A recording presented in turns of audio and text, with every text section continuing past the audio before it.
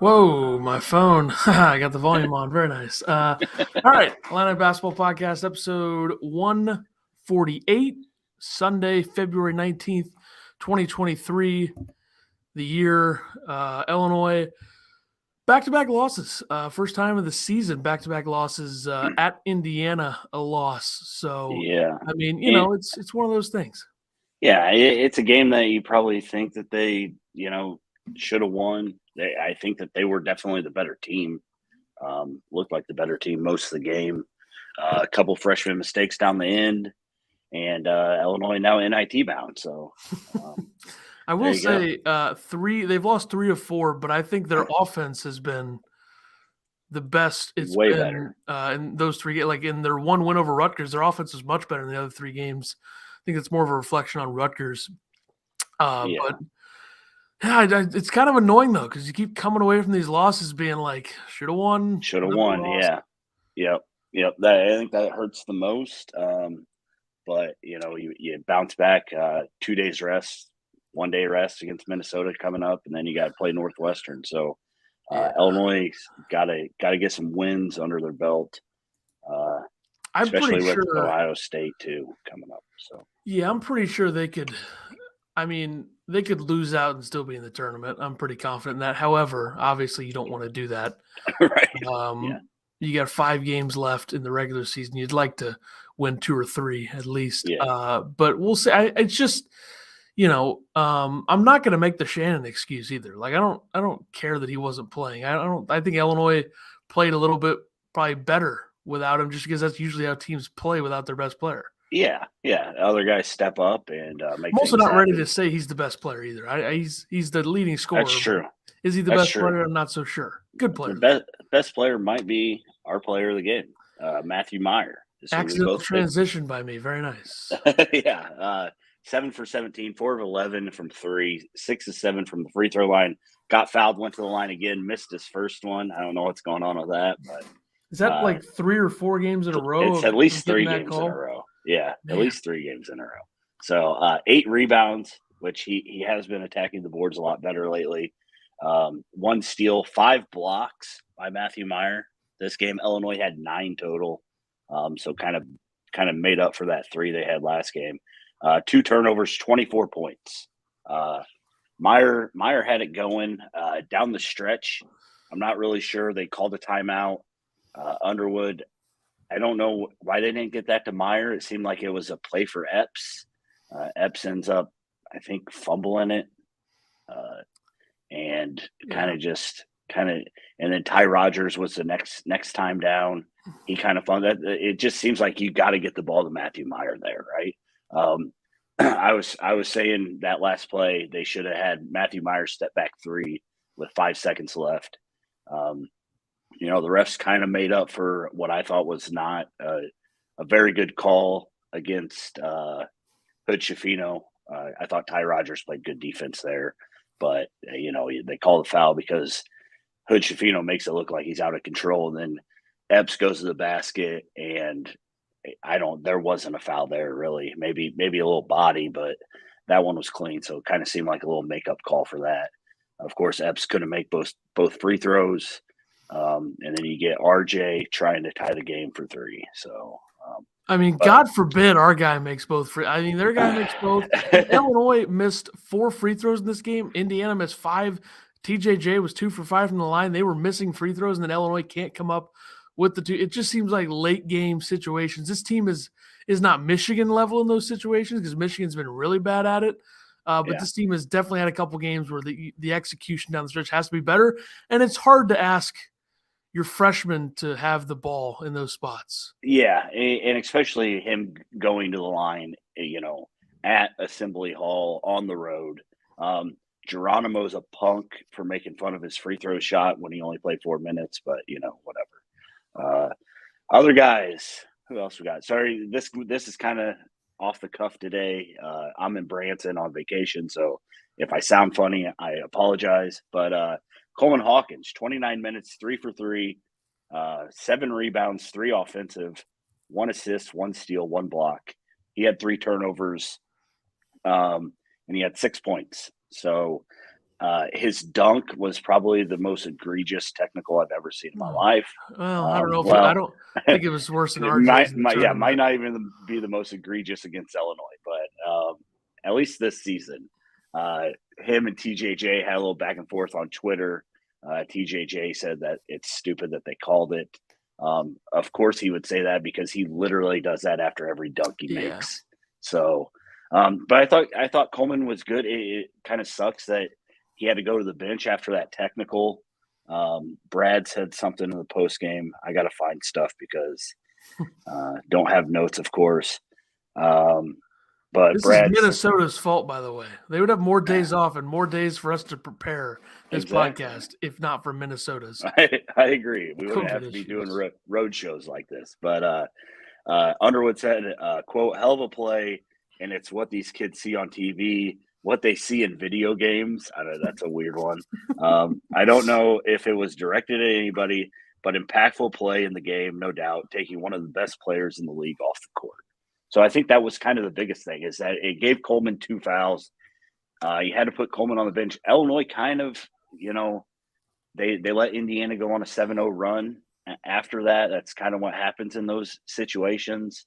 But I thought they still played well with Coleman on the bench. Coleman had some bad entry passes. Illinois had 3 or 4 bad. Matthew Meyer had one that I remember. Coleman had one. Got to stop giving Dane Danger the ball at the free throw line. Just get it to him in the paint.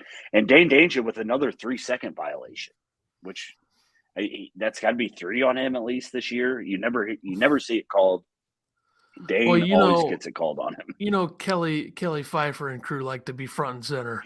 That's right.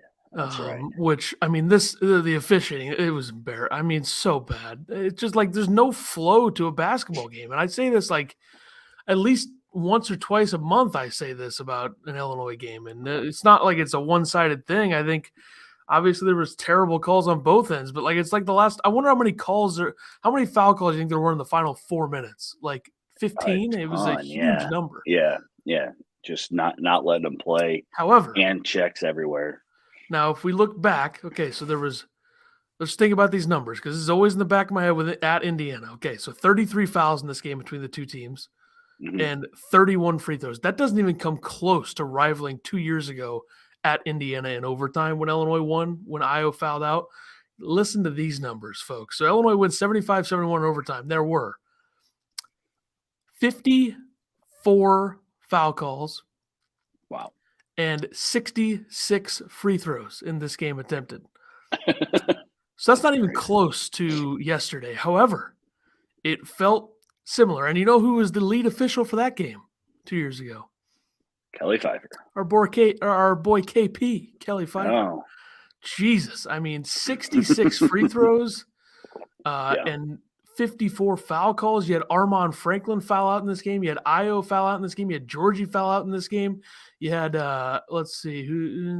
Christian Lander, who was a 5-star that's at wherever he is now, left Indiana. He's at Western Kentucky. I mean, that's ridiculous numbers. And it wasn't as bad yesterday, but they seem to think that they have a quota or something, and they just love to just call it shit ton late, and that's what they did yesterday. Yeah, it's like they got to make up for it. Steve, what's going on? Steve says, tough loss and a great game. Crypto's here. What's going on, Crypto? How you doing?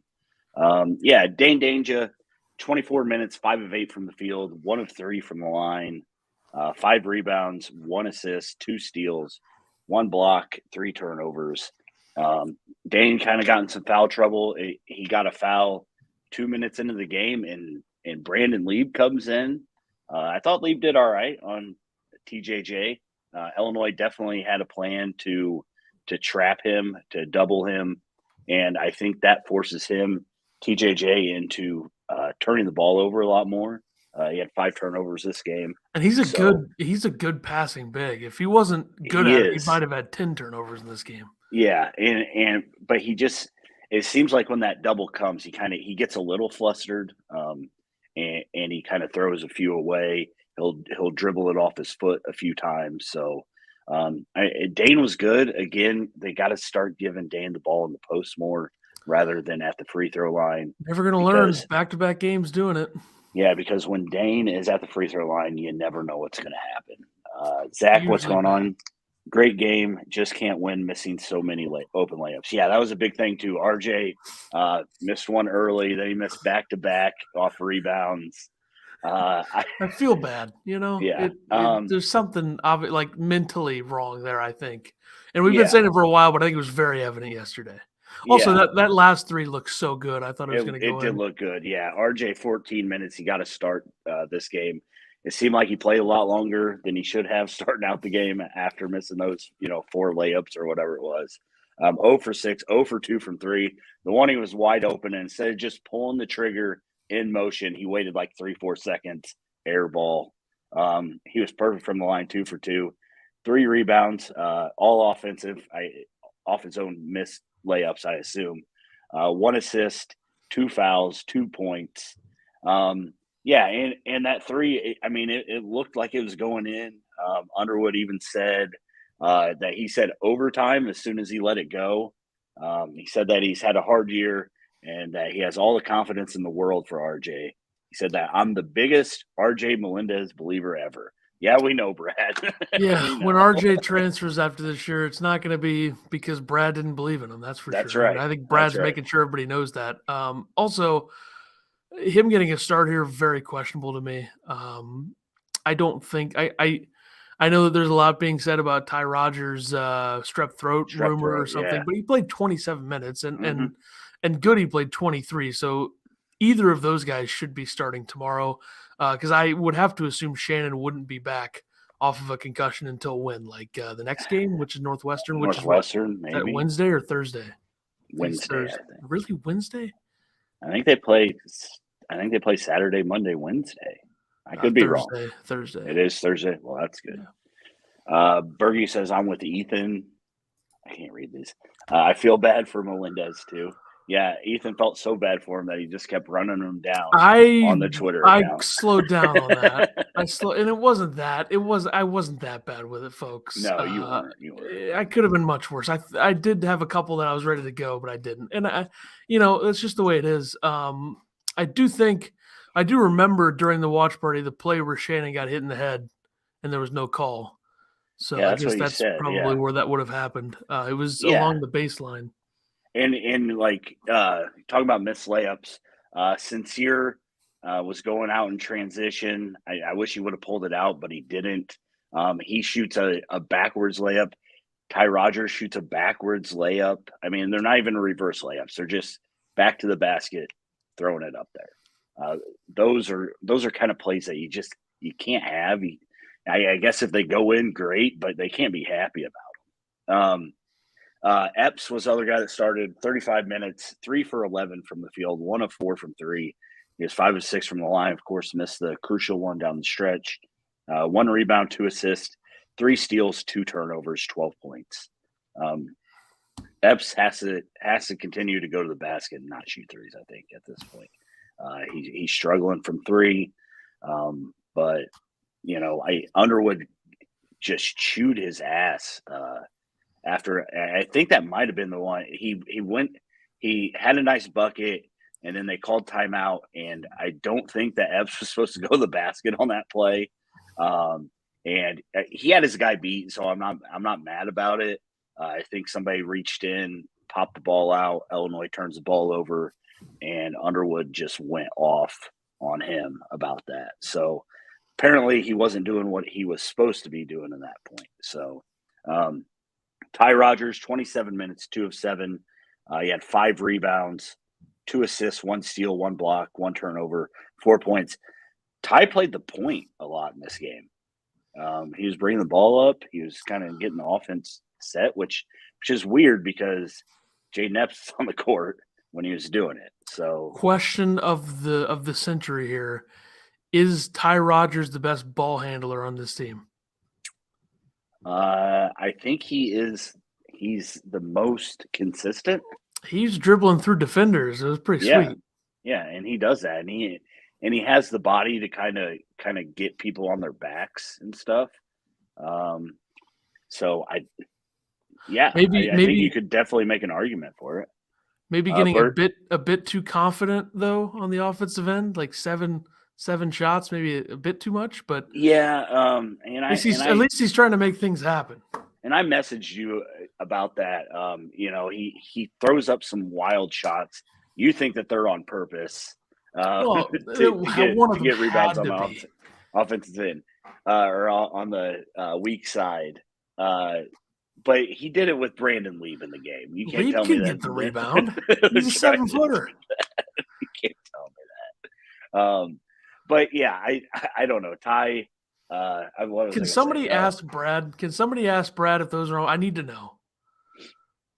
I wish I was in with. Yeah, I wish I was in with one of the beat writers. They all obviously, if they heard what I said about them, then they certainly wouldn't ask. But Yeah, Ty had a really good move against TJJ in scoring. Yep, on him. So, a little bit of this, a little bit of that. Yep, pretty sweet. Bergie says that ass chewing should be a stat for Underwood teams. Gary's here. What's up, Gary? You do reverse layups because of shot blocking big men. Unbelievable. They weren't really reverse layups though. They were just kind of chuck it over your head layups. So, Goody, 23 minutes, 3 of 5, 1 for 3 from 3, 2 rebounds, 2 assists, 1 steal, 1 block, 7 points. Luke Goody, he looked goody. Yep, nailed it. Stuck the landing. Thank you. I do think that late 3, like, come on, how does that not go? That thing was so in. Oh yeah, God. And that would have been huge if that would have fell. But that have put him up 5? Was it 67-65 at that moment? I think 65, 63? Or it might have been tied. I can't remember exactly, but brutal. It was definitely one that Illinois needed to follow. I think it hit every piece of the rim. But he was good. People are complaining because he wasn't in at the end and it was RJ in. But I think you trust RJ's defense in that situation. Do you? A little bit more. I think that last play, a much better defender. They did so well, and I didn't get back. I wasn't able to go back and look at it. But to have them throw that lob to Geronimo or to Galloway, it's exactly what you want. Kind of a loose ball, beat a guy there, and I can't remember who was at the end of the play, but that guy's got to come up. You give up the open layup. They gave up an open layup anyways, right? So I wish that that would have worked out. Of course, it didn't. Lieb, 7 minutes, 3 rebounds. Thanks for coming out. I thought Lieb was fine, not mad. Sincere only played 5 minutes, 1 of 4 from the field, 2 rebounds, 2 points. He got absolutely murdered on his drive to the hole. That there was no call. Yeah, that was terrible. In a game where they're calling everything, you don't call that. That's just... yeah. I didn't understand that. It's just a game where you kind of saw Illinois not putting teams away. They could have put Indiana away this game. Yep. Not making any threes in the second half kills you, and just kind of I don't know. I don't know what all went wrong. If they're in that spot with Shannon there, they probably do put the game away. But I also don't know if they're in that spot if Shannon's there, because it's kind of like when Illinois got everybody on the floor. Is there anybody on the roster that anybody is scared of other than Meyer? Like they doubled Meyer on the last play. Yeah, Epps has not been shooting well. RJ, if he's on the floor, he's pretty much a guaranteed miss, unfortunately. Yeah, I mean that's the thing is you worry about Matthew Meyer. That's all you worry about. And if somebody else hits the 3 against you, you say, well, they're not that good at it. So. Yeah. Zach says, I think the reason Ty ran the point most was to get Thompson out of the paint and to try to feed Dane, which never worked because he was at the free throw line every time. Yeah, that's a good point. That's a good point. I didn't even think about that. So, but yeah, Illinois has to start feeding him in the paint. Since I was looking this up before we got on, this Illinois team is in a very good position to be the worst ranked 3-point shooting team in the Ken Pom era, which dates back to the 2001-2002 season. This team is currently 312th in the country in 3-point percentage. They've had a couple teams that were 310th and some teams in the 200s, but this one stands alone. They were actually worst percentage in 2019-20, but I'm going off of rank here. I think they'll probably be the third or fourth worst percentage team in the for Illinois in the Ken Pom era, because they were 30.3% in the COVID year where there was no tournament, and they're 31.2 this year, which they could still drop down, but it's just like you said, didn't really hit anything late, needed to, and your best 3-point shooter is shooting 37% from three. So Yeah, which is good, but and Hood Shafino hit some tough jumpers against you down the stretch. Indiana kind of went on that, that run where it seemed like they couldn't miss, which is what they did against Illinois the whole last game. So TJJ had 26, 12 rebounds, 5 blocks. So he got his like he usually does. I think the biggest thing, we talked about this before we went on, was Miller Kopp going 4 or 5 from 3. That hurt you. Race Thompson got 10. Hood Shafino got 13. So you kind of limited the other guys. Miller Kopp was my player to watch. You had to stop the threes. We didn't. So that happened. Gary said he has a problem with the T on Coleman. Yeah, everybody does. It was 68-67 before Luke Goody's 3. So also, you look up and down. After Meyer at 37%, you have Shannon at 32%. And I feel like we do this 71-68, Gary said. We do this like every 3 episodes. But, Coleman 28%. He didn't even take one yesterday. Epps is now 29%. RJ 24%. Sincere 33%. And Goody 2 for 5, which is 40%. So yeah, not good. Yeah, and they only took 20 this game, so it was better. And I think Meyer took 11 of those. So, it wasn't that 27, 28. Brad can't say they were horrendous because they shot their average, I guess. But yeah, Indiana shot the ball better than Illinois did. Indiana out-rebounded Illinois. This is crazy because I thought Illinois played better the whole game. So Illinois had 9 steals. Indiana had 8 turnovers. Indiana 14. Illinois 11.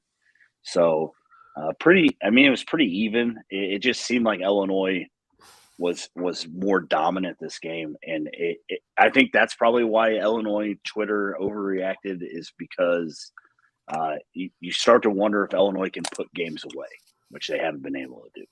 So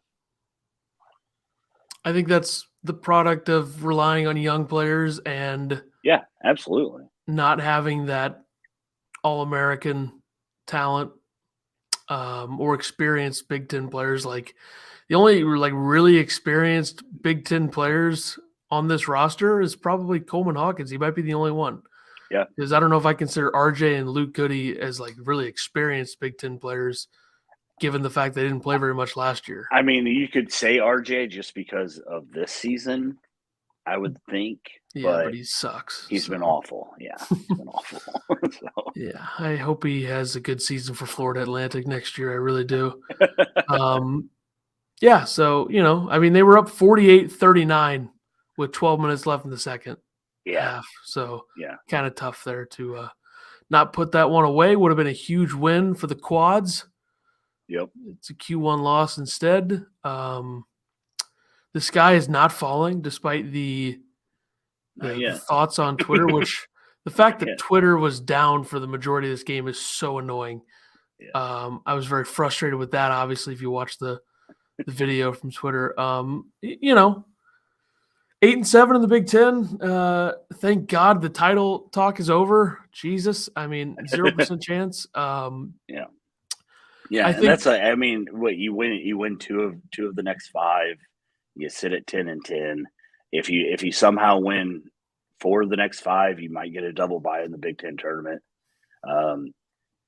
So the thing is, Illinois has looked a lot better the last couple of games. They haven't been, they haven't won the last 2, but they at least look better. At least offensively, they look better. As weird as it is to say, maybe beating Minnesota will give them a bit of a boost. Right. Last time they beat Minnesota, they lost their next game, but that doesn't matter. Yeah. So they got to play 5 over 13 days. So don't expect a whole lot at Purdue. That's all I got to say. Yeah, that'll be a tough one. Yeah, I Might get mean, beat by 40. I don't think it Hey, would be the worst. On top of that, at least they didn't lose 85-61 like some guys predicted. That's all I got to say. Close enough. Could have been a bloodbath. If Illinois would have won 71-68, you would have been like right on the money. Didn't you have 72-68 or something? Yeah, something like that. Yeah, pretty good. But yeah, I mean, I don't think it'd be the worst thing in the world if they played on Thursday at the Big Ten tournament. I don't really think it matters. I mean, depending honestly, on I where they're wouldn't at. mind them playing on Thursday and losing and getting rest in the Big Ten tournament. Well, they lost on Friday last year and then almost lost to Chattanooga in round one. So. Yeah, I mean, yeah, I understand that. I'm just saying. Yeah, well. But, yeah, on to Minnesota we go. Yep. Unless you got anything else to say about Illinois. No way RJ leaves next year. I don't think he does either, just because Underwood loves him so much. But I don't know. Coleman factor. Like we'll see. Coleman probably could have left. Oh, and TJJ said he's not coming back, so don't ever have to see him again. Unless they play him in the Big Ten tournament. Yeah. That's true. That's true. Illinois, home against Minnesota, a Minnesota team that hasn't won since they beat Ohio State January 12th. They are 1-13 in the Big Ten. Illinois obviously 8-7. Illinois 17-9 overall. Minnesota 7-17 overall. Minnesota has one of the worst offenses in the country. They are the worst free throw shooting team in the country, one of the worst 3-point shooting teams in the country. Defensively, they're not that bad, I guess. They're not good at defending the three. They're 278th in that, so that's not good. This is a Minnesota team that started out 4-1, believe it or not, before they started to play real opponents. Yeah. They have a big resume win on a neutral court over Cal Baptist, who is, good metrics. So, boom. Yeah. Garcia's back, so he scored 23 against Penn State yesterday. So, yeah, well, it's not going to matter. Yeah, so projected lineup for them, I would say, based on their lineup from yesterday, you got Talon Cooper at the 1. Transfer from Morehead State. They also have Jaden Henley starting, a freshman who's 6'7", played the 2 or the 3. Had 10 points against Iowa, so he's been getting more minutes, playing 30-plus the last 2 games. And they have Joshua Ola Joseph playing the 4. He is another freshman, double digits in points, double figures, sorry. And 3 of the last 4 games. Not that it matters, really. And then they have, obviously, Dawson Garcia and Jamison Battle. Battle only had 9 against Penn State. Pharrell Payne had 18 off the bench against them with 10 boards, including 6 on the offensive glass and 6 assists. So he played pretty well. 6'9", play the 4 or the 5 with 6 assists. Pretty surprising there against Penn State. But yeah, this team, this Minnesota team, not the best. In their first matchup with Illinois, it was January 16th. Illinois won 78-60 at Minnesota. Matthew Meyer had 19 points, 10 rebounds, and assists, 2 blocks, and a steal in that game. 3 for 6 from 3. Shannon struggled, going 2 for 12 for the field, but had 11 points, mostly thanks to free throws. Danger had 11 and 4. Sincere had 7 and 8 and 3. So he showed up. Coleman only had 3 points in that game. Epps had 10. Rogers had 8. Lieb got 12 minutes, 2 for 3 from the field. Lieb's breakout game, 4 points, 2 rebounds, an assist, and a block. Huge game. And then Battle only had 8 in that game. Garcia had 17. Cooper had 16. So I think you just let Garcia get his, and then you got to keep Battle down. Battle's kind of one of those guys when he gets going, it's hard to stop. So you can't let him, do what Pickett did to you. Let him get going early, and you just gotta limit the other guys around Garcia.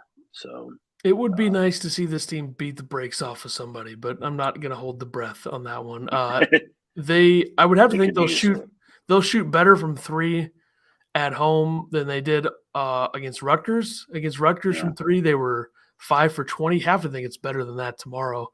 And they should be able to feast from 2. Like, get Danger the ball inside, get Epps to the rim, get Rogers to the rim. Do they do that? Shannon, if he plays, which he won't, they won't do that. But, you could hope. I mean, Coleman, maybe he'll get inside, get to the rim. I mean, he didn't even take a 3 yesterday, so I don't know what's up with that. This might be the game against Minnesota. The last game against Minnesota might be the least amount of threes Illinois shot. They only took 16 that game. So, and Coleman had taken a 3 in every game except for 2 this year. UCLA didn't take one, and yesterday didn't take one. Big stat there. Yeah, because he goes 5 for 8 and then misses every 3 in the next 2 games. Pretty sweet. But yeah, I mean, Ken Pom, pretty big gap. Illinois 53rd in offensive efficiency. Minnesota's 292nd. Not good. Defensively, Illinois is 27th. Minnesota 143rd.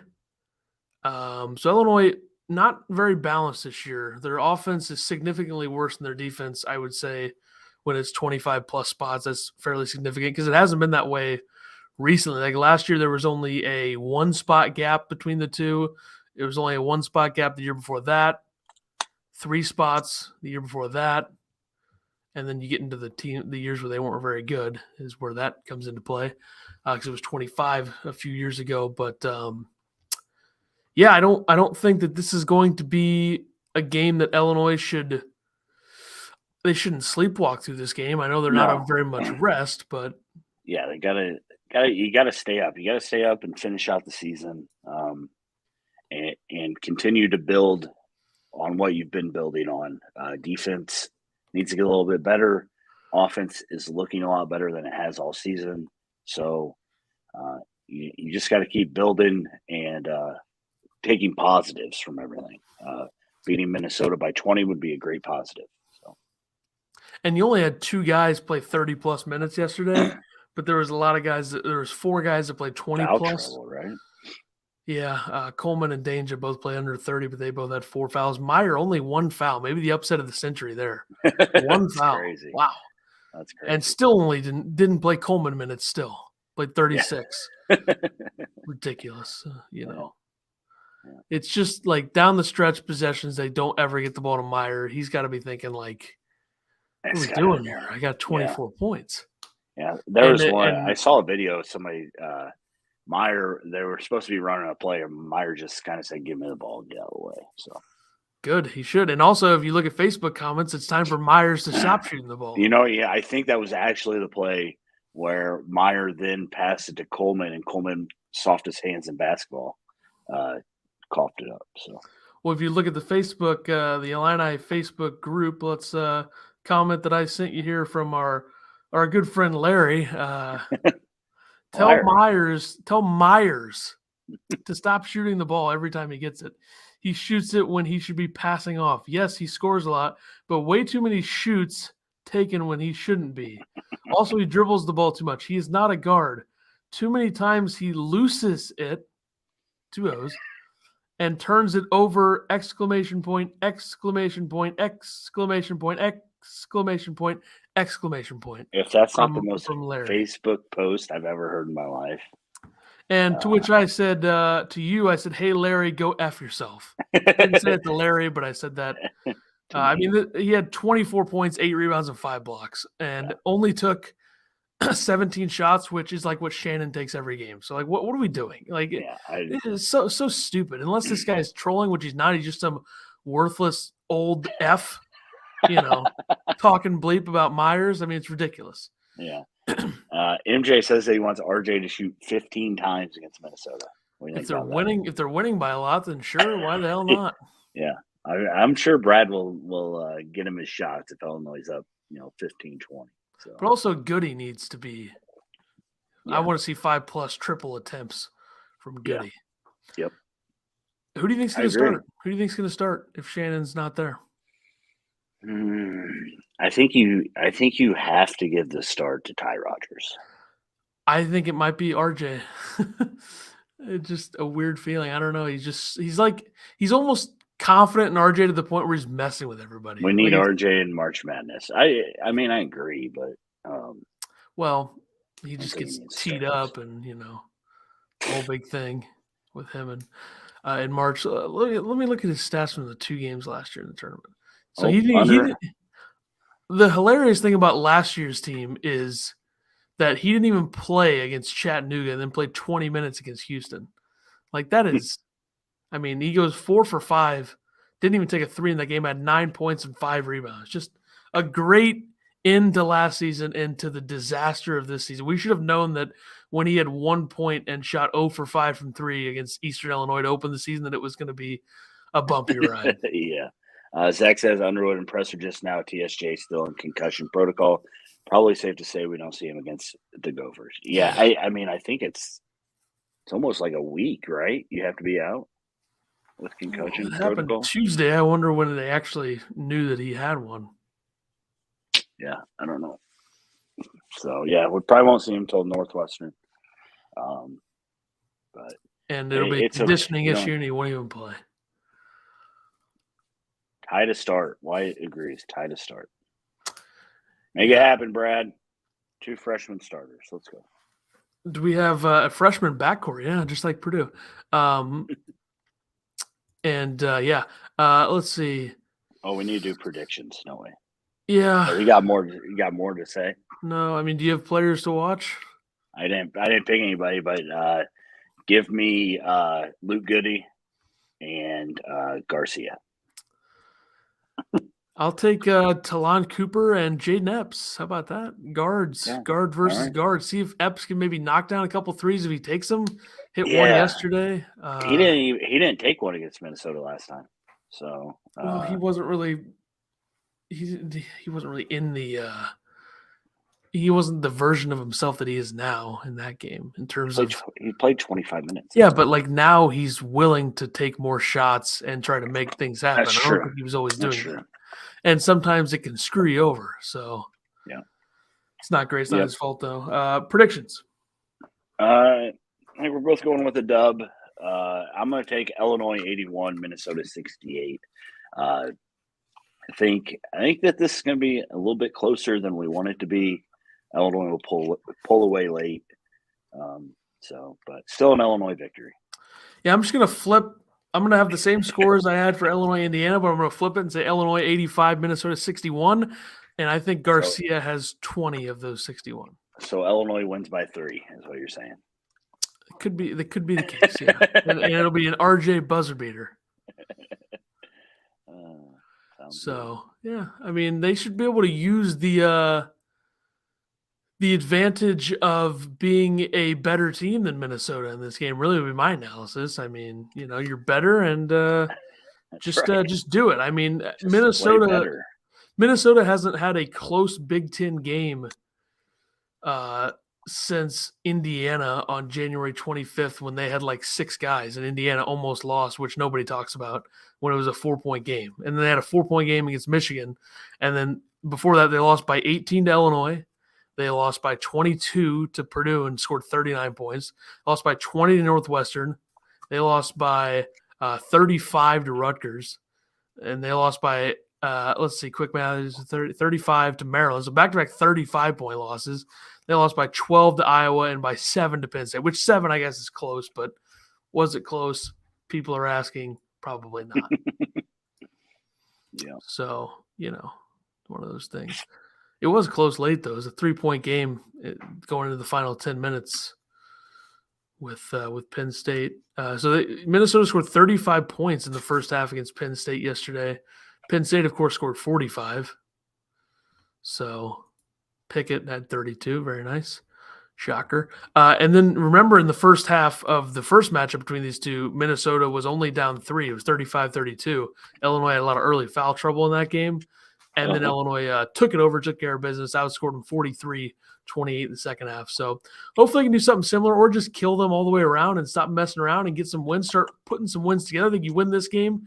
I know it's Minnesota, but you start putting some wins together. Yeah. If they can beat Minnesota, beating Northwestern's You've going got to to be motivated against Northwestern. Yeah, you got to be motivated. Northwestern's going to be ranked, I would assume. And they talk a lot of shit for game. a completely irrelevant program. Yeah. They definitely. I think Northwestern's probably the most important game down the stretch. No, Michigan.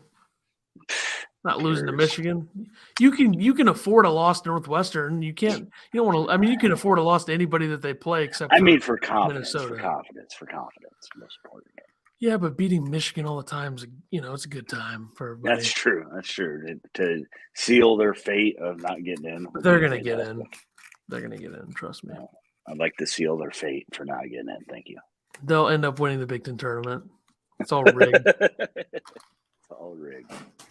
All right, that'll do for us. We'll be back before the game on Thursday. Yep.